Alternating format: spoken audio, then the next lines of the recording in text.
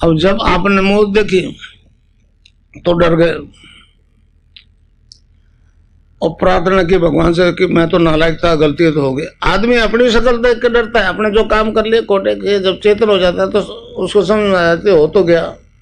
फिर प्रार्थना करता है आंख बंद करके, प्रभु वो तो दयालु है ना, कहते हैं दयालु है तो बचा दे, अब की दफा आइंदा नहीं करूंगा। ये तीसरी आंख खुली, पलक उल्टते ही वो तो यहाँ बैठा है ना, सामने आ जाएगा। और उस परम सत्ता के साक्षात्कार होने का मतलब है ये जन्म आखिरी जन्म है। खिचड़ी मुद्रा का भी वर्णन आया हमारे गोरखनाथ जी ने कहा है, गगन मंडल में ऊंधा कुआ, तहाँ अमृत का वासा, सुगरा हुए भर भर पीवे, निगरा जाए प्यासा। तो मेरे शिष्य तो हजारों को गुजरात में तो बहुत हल्ला मचा था। तो इस प्रकार नाम जप और ध्यान में परिवर्तन आया। अब मैं आपको नाम बता दूं, मगर उससे पहले थोड़ा मर्यादा को वर्णन कर दूं। राम और लक्ष्मण उस हिरण को मारने गए थे तो लक्ष्मण ने एक रेखा खींची थी तीर से, वो बहुत जती था। रावण जानता था इसके अंदर पैर रखूंगा तो जल जाऊंगा, तो पाटे पैर रखा के सीता को बाहर ले लिया, बाहर लेते ही अपहरण कर लिया। इस प्रकार इसमें भी एक लक्ष्मण ने कहा भाई, और छोटी सी बात कि जो गुरु बताता है शिष्य को मंत्र, उसको सीक्रेट रखना है। महर्षि अरविंद ने कहा है, most secret and mystic but not yet revealed. तो जो मंत्र में बताऊं वो आपको नहीं बताएंगे किसी को, बाकी जो परिवर्तन आवे वो बताओ। ये गीता वाला निष्काम करो योग है। कबीर ने कहा ना, कबीरा कमाई आपकी कभी निर्भर जाए।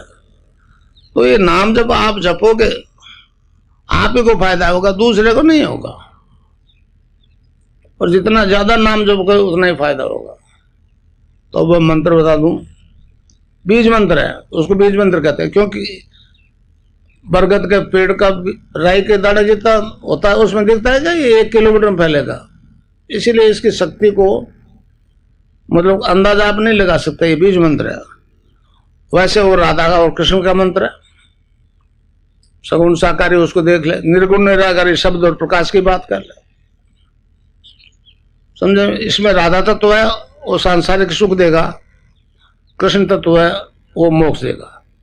इसमें भोग और मोक्ष साथ चलते हैं। बाकी आराधनाएं जितनी है उनमें भोग है तो मोक्ष नहीं, एक मोक्ष है तो भोग नहीं, एक का त्याग करना पड़ता है। ये गीता वाला निष्काम करें, सर्वधर्म परित्याज्यम मामेकम शरणम व्रज।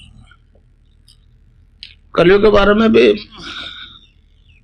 उत्तरपाड़ा व्यासन ने कृष्ण ने कहा कि मैंने ऋषि भेजे, अवतार भेजे,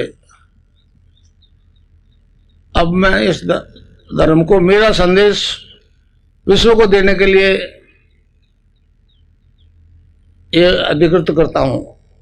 एक उत्तरपाड़ा अभिभाषण है, आप पढ़ो उसको, महर्षि अरविंद का है, भगवान कृष्ण से उसके साक्षात्कार हुए। योग योग स्थिति में ये सब उसने बताया। तो ये मतलब कृष्ण की इच्छा है तो ये दर्शन विश्व दर्शन होगा। मेरा जीवन का उद्देश्य ये है, एक अरविंद माथुर है जोधपुर में, मथुरा दास माथुर हॉस्पिटल के हेड ऑफ द डिपार्टमेंट है, समझे। तो अब जब केस ठीक होने लगे, अखबारों ने छापा, विज्ञान बोलता क्यों नहीं है, कई अखबारों ने छापा। ये भैरव सिंह जी शेखावत जो आपके उपराष्ट्रपति रहे वो मेरे शिष्य हैं, विपक्ष में रहे, गोविंद देव जी के मंदिर के पीछे कॉरपोरेशन के बाग में 2000 आदमियों को बैठ के दीक्षा लिए, मगर वो नहीं बोले। सरकार को कहते सकते थे कि इसकी जांच करो,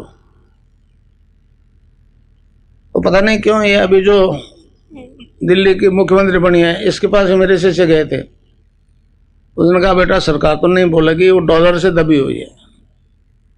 उस डॉक्टर ने कहा गुरुजी अगर जो viral HIV viral load below 50 आ जाएगा तो फिर दुनिया क्या मानेगी, नहीं मानेगी, पूरा विश्व मानेगा।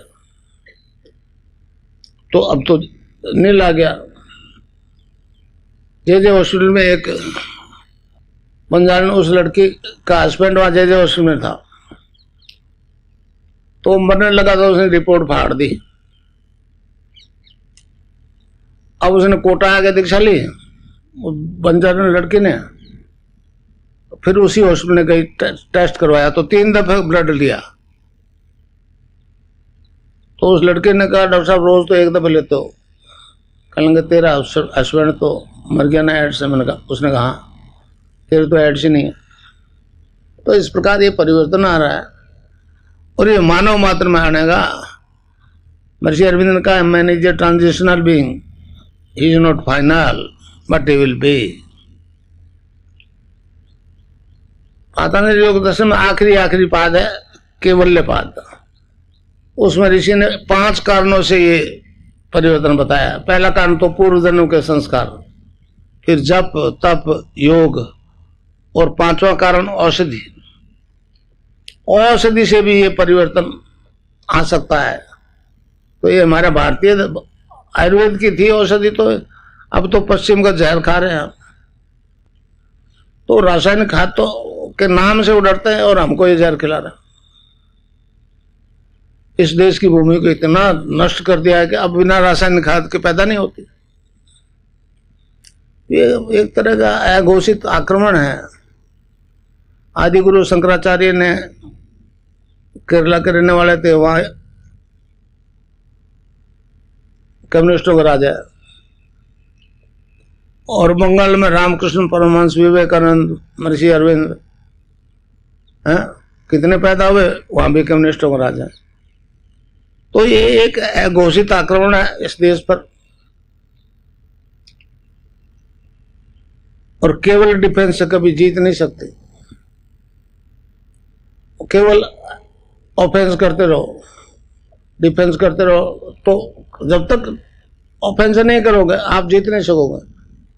मैं तो कतई ऑफेंसिव हूं भाई, इसलिए अमेरिका गया था, फिर जाऊंगा जून में, और उन्हीं के मुंह से कहलवा दूंगा कि जिस दर्शन को हमने ईसाई दर्शन कहा वो तो वैदिक दर्शन।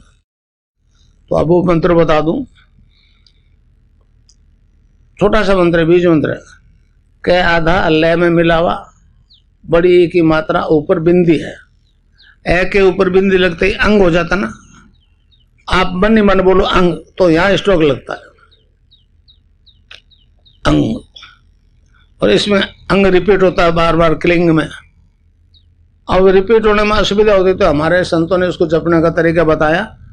Cling Krishna cling, cling Krishna cling. क्रय नहीं, एक ही मात्रा नहीं लगेगी, राधा तत्व शामिल लेगा, और राधा के बिना कृष्ण आता। दोनों अकेले, दोनों कुछ नहीं कर सकते। तो इसमें दोनों तत्व है, cling Krishna cling, cling Krishna cling, cling Krishna cling.